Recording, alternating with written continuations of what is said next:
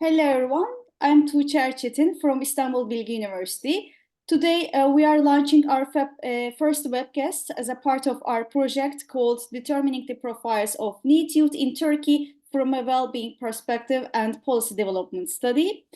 First of all, I would like to mention about our project. Our project seeks to contribute a better understanding of the NEET phenomena by drawing attention to different intersectionalities, such as gender and rural dimension specific to NEET youth in Turkey, in the light of well-being and bioecological model approaches adopted within the scope of the project, and a series of determinants for increasing the capabilities of young people living in Turkey will be put forward, contributing to effective policy making and literature.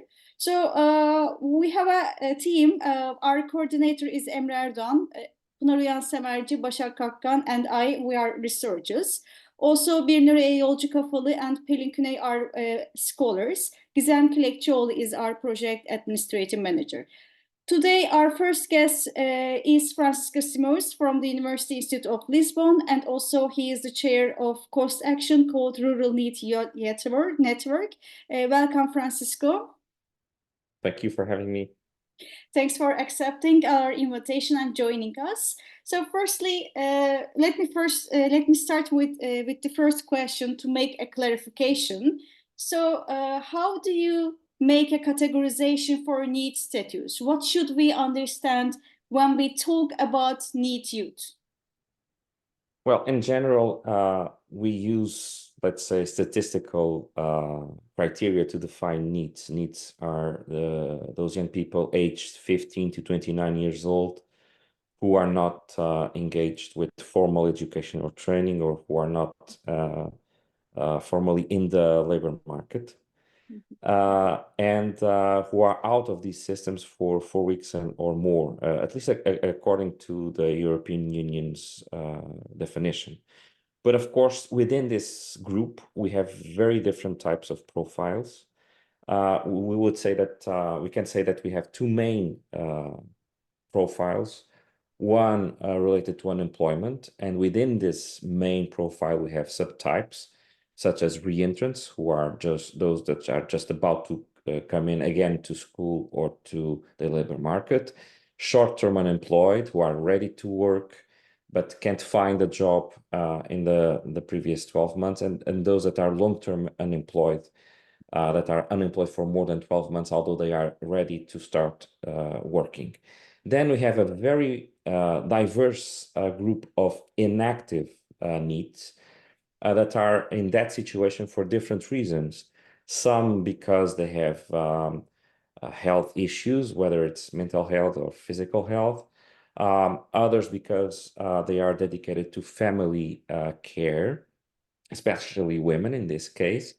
And then we have those that are, I would say, are in a more concerning situation, which are the discouraged ones, the ones that decided not to look more for a job. So as you can see, it's a very diverse group.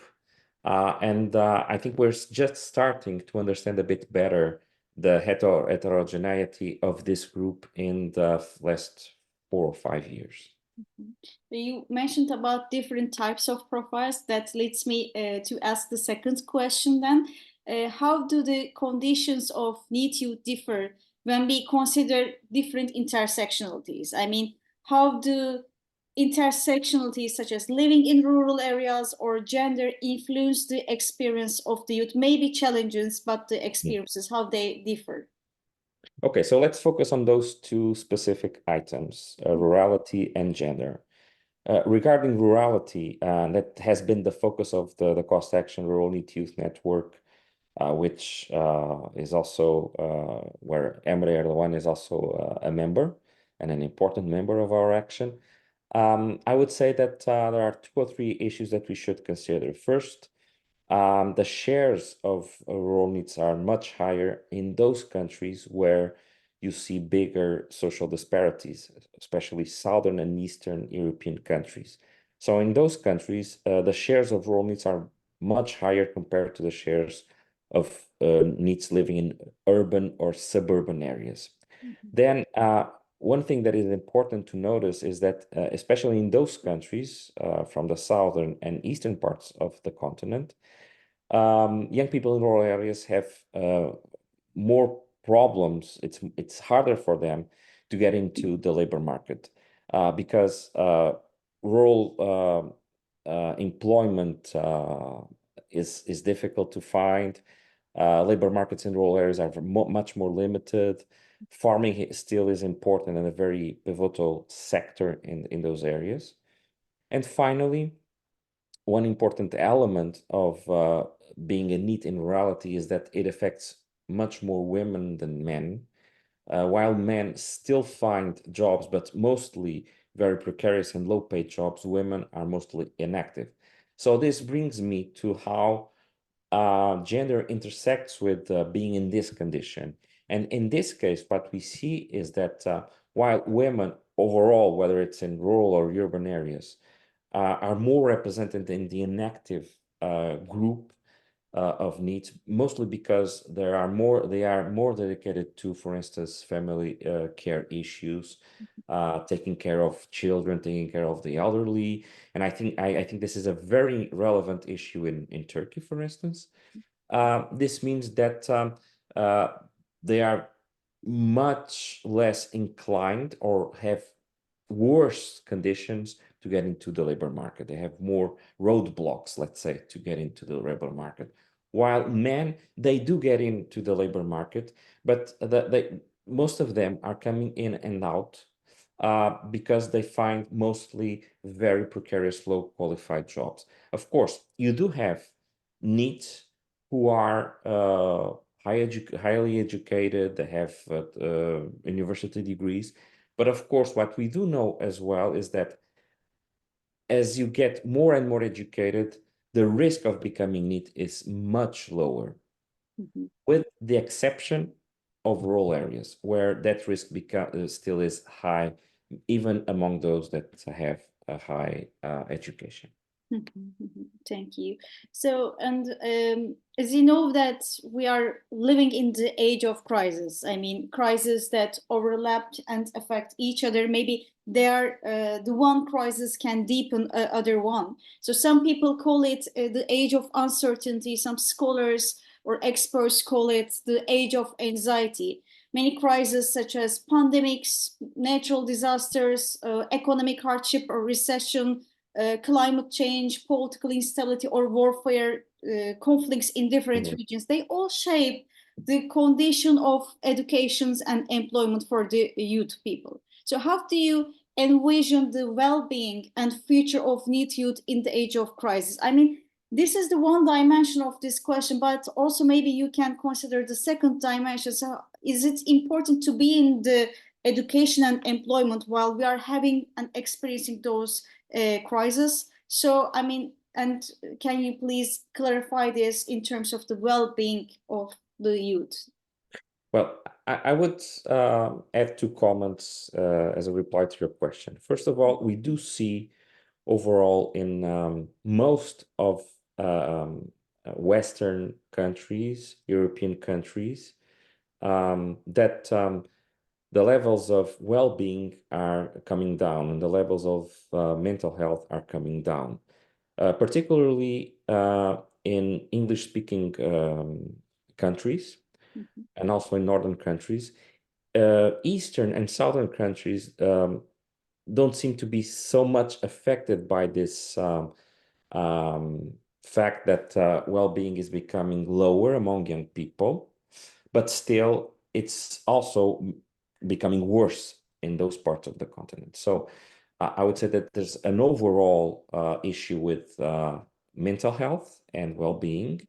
And of course, that's part of or that's influenced by a series of structural issues, including those that are associated with multiple crises or polycrisis.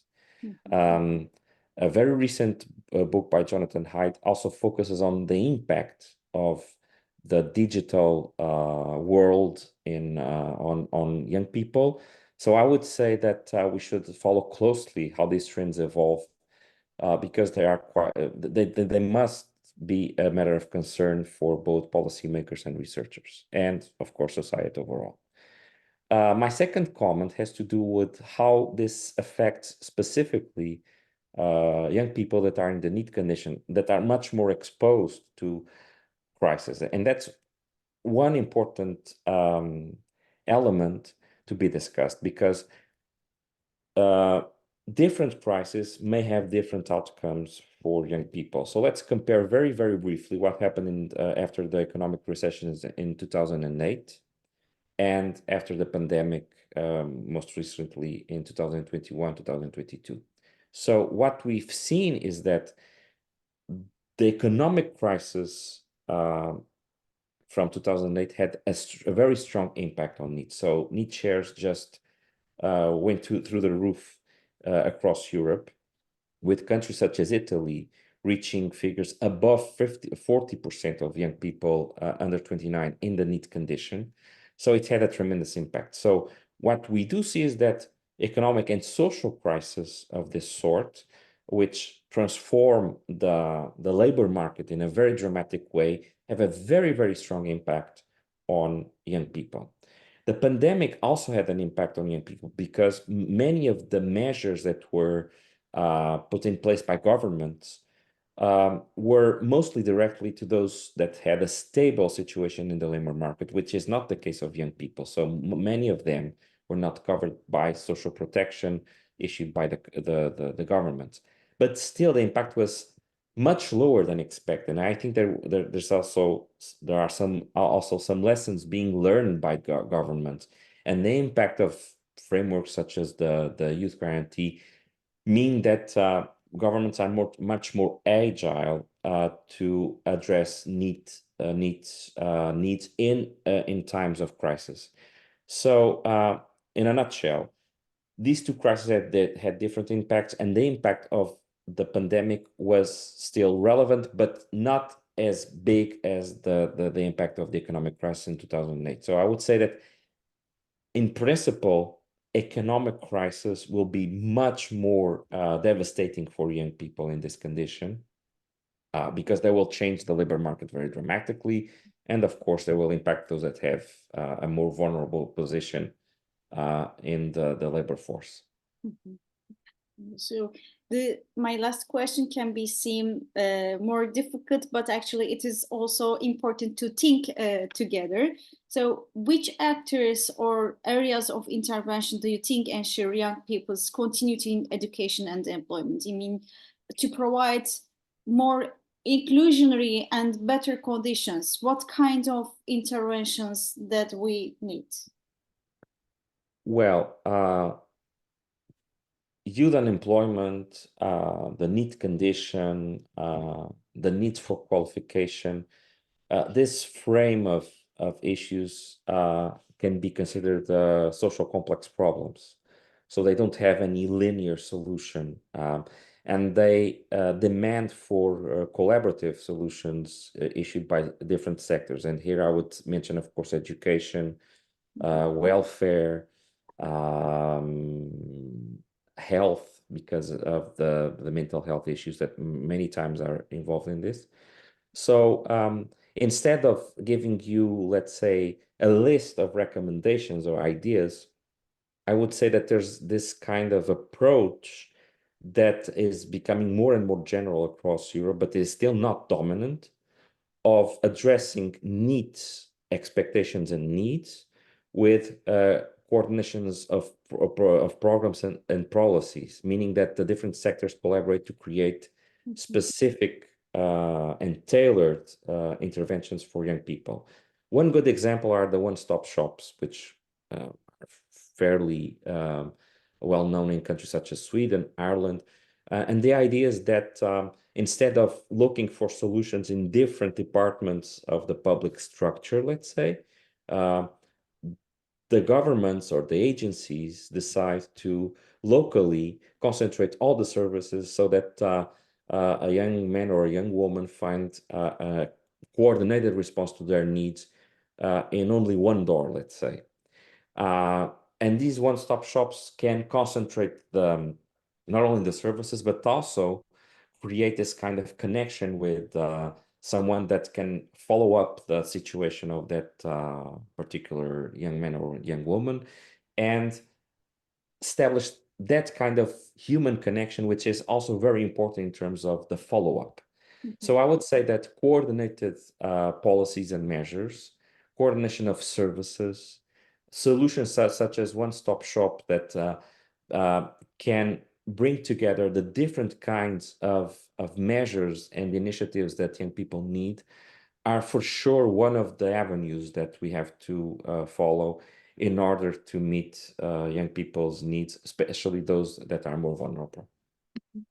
Francisco, thank you very much. To be honest, it was very thought-provoking and inspiring conversation. We have a lot of things to think in the future, of course, but thanks for accepting our invitation and joining us.